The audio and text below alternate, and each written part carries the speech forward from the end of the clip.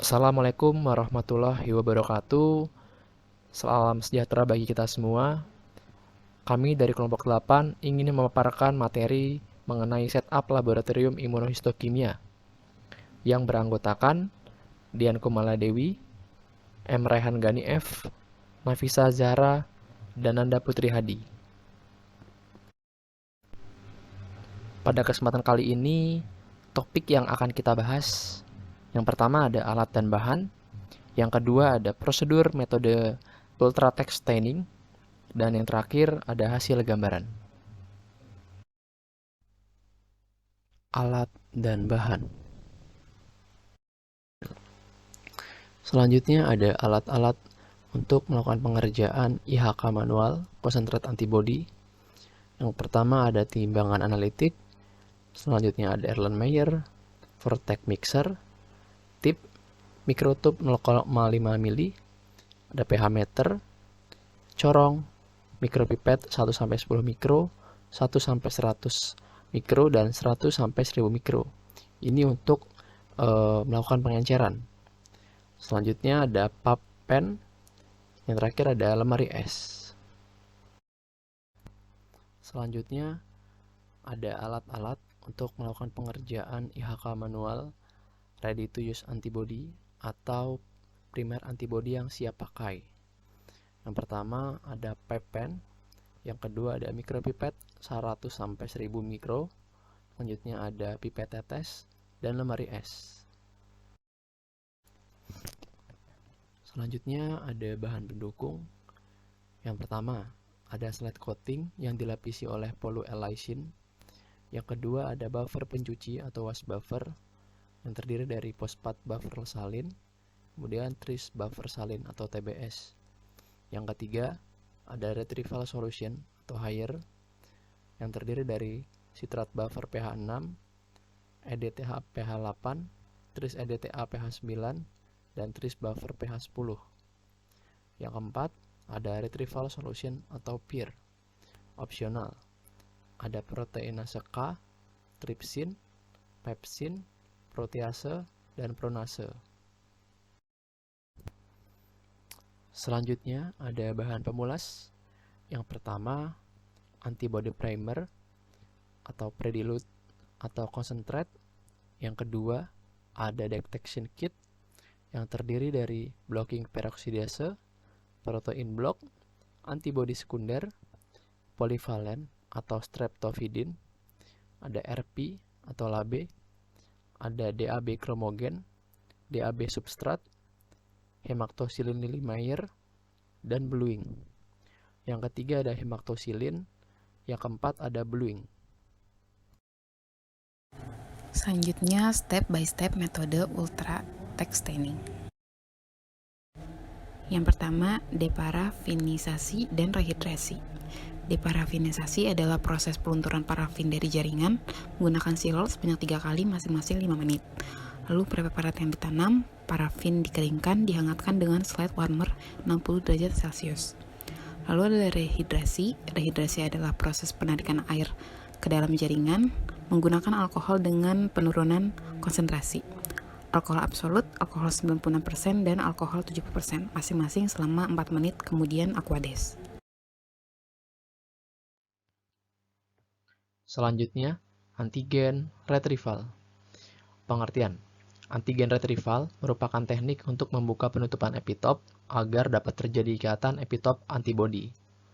Tujuannya, yang pertama, untuk meningkatkan intensitas pewarnaan dengan membuka epitop yang tertutup pada jaringan yang ditanam dalam formalin dan parafin. Yang kedua, mencegah pewarnaan negatif yang lemah atau palsu. Selanjutnya, di samping kanan ini ada metode HER. Ini menggunakan microwave, pressure cooker, dan water bath. Cara kerjanya dengan melibatkan periode panas selama 5 menit dan diikuti dengan penggantian buffer. Setelah itu preparat didinginkan sebelum memulai inkubasi antibody. Kekurangannya sensitif terhadap waktu, suhu, buffer, dan pH. Untuk kelebihannya, tingkat imunokreativitas tinggi. Dan buffer yang digunakan ada 3. Yang pertama ada tris EDTA pada pH 8 atau 9, kemudian buffer Na sitrat pada pH 6, dan EDTA pada pH 8.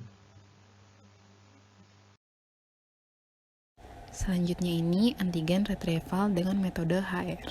Alatnya wadah pewarnaan, water bath, termometer. Rehidrasinya menggunakan tris EDTA pH 9, Aquades, dan PBS pH 7,4. Cara kerjanya, direndam slide ke dalam tris EDTA pH 9, dimasukkan ke dalam water bath hingga 95 derajat Celcius selama 10 menit, dikeluarkan hingga dingin pada suhu kamar, lalu dibilas dengan PBS pH 7,4 sebanyak 2 kali masing-masing 2 menit. Tahapan pembilasan dengan PBS, fosfat buffer salin. PBS merupakan larutan fisiologis yang bersifat isotonik dan tidak beracun terhadap sel. Tujuannya yaitu menjaga kadar pH dan mempertahankan osmolaritas sel. Pengaplikasian pembilasan dengan PBS yaitu setelah proses antigen retrieval, setelah proses blocking, setelah inkubasi antibodi primer, antibodi sekunder, dan ultratech antibodi polivalen, dan juga setelah penambahan HRP.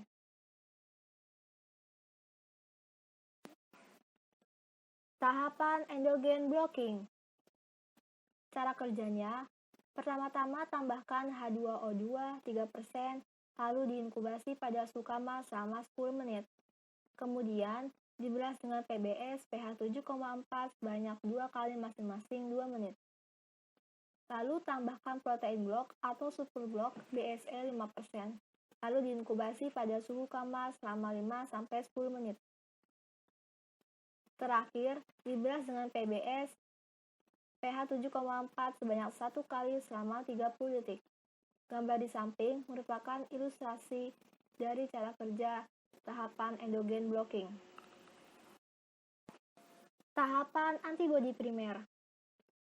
Cara kerjanya, pertama-tama tambahkan antibodi primer, lalu diinkubasi 30-45 menit. Kemudian, dicuci dengan PBS pH 7,4 sebanyak 2 kali masing-masing 4 menit. Gambar di samping merupakan ilustrasi dari tahapan antibodi primer. Tahapan conjugate.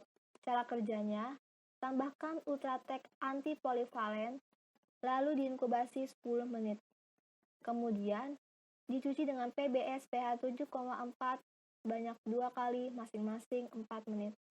Gambar di samping merupakan ilustrasi dari cara kerja tahapan conjugate. Tahapan DAB kromogen. Pengertian DAB adalah suatu kromogen yang berwarna coklat. Kromogen adalah suatu indikator warna untuk menandai adanya reaksi enzimatik. HRP yang direaksikan dengan substrat spesifik, hasil produknya ditambah substrat kromogen akan didapatkan hasil reaksi oksidasi yang berwarna. Inkubasi larutan DAB selalu menggunakan yang fresh atau yang baru. Kekurangannya yaitu DAB berbahaya. Semua langkah harus dilakukan di dalam lemari asam. Kelebihannya, endapan warna yang terbentuk selama reaksi antara HRP dan DAB tidak sensitif terhadap cahaya dan dapat disimpan bertahun-tahun. Pembuatan DAB solution, caranya yaitu dengan mencampurkan 1 ml DAB sutat high contrast ditambah 5 ml atau setara dengan 1 tetes DAB kromogen. Cara kerjanya, ditambahkan ultratech HRP, lalu diinkubasi selama 10 menit. Dicuci dengan PBS pH 7,4 sebanyak 2 kali masing-masing 2 menit. Ditambahkan larutan DAB, lalu diinkubasi selama 1-5 menit. Kemudian, dicuci dengan air mengalir selama 5 menit. Selanjutnya ada contrastain. Contrastain adalah pewarna sekunder yang dilakukan untuk memberikan kontras yang membentuk pewarnaan primer lebih jelas. Salah satu contrastain yang paling umum yaitu hematoxylin. Untuk penggunaan contrastain, pertama ditambahkan hematoxylin, kemudian diinkubasi selama 2-3 menit, lalu dicuci dengan air mengalir selama 3 menit.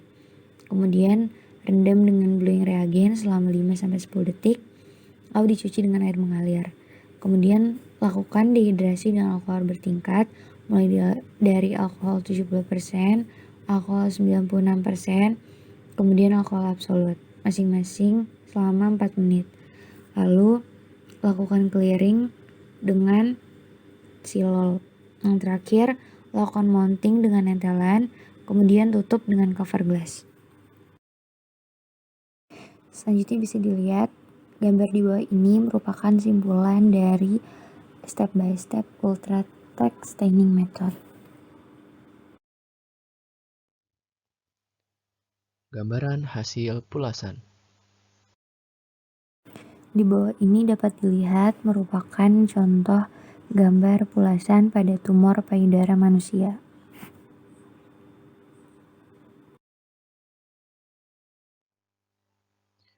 Terima kasih. Sekian yang dapat kami paparkan. Kurang lebihnya mohon maaf. Wassalamualaikum warahmatullahi wabarakatuh.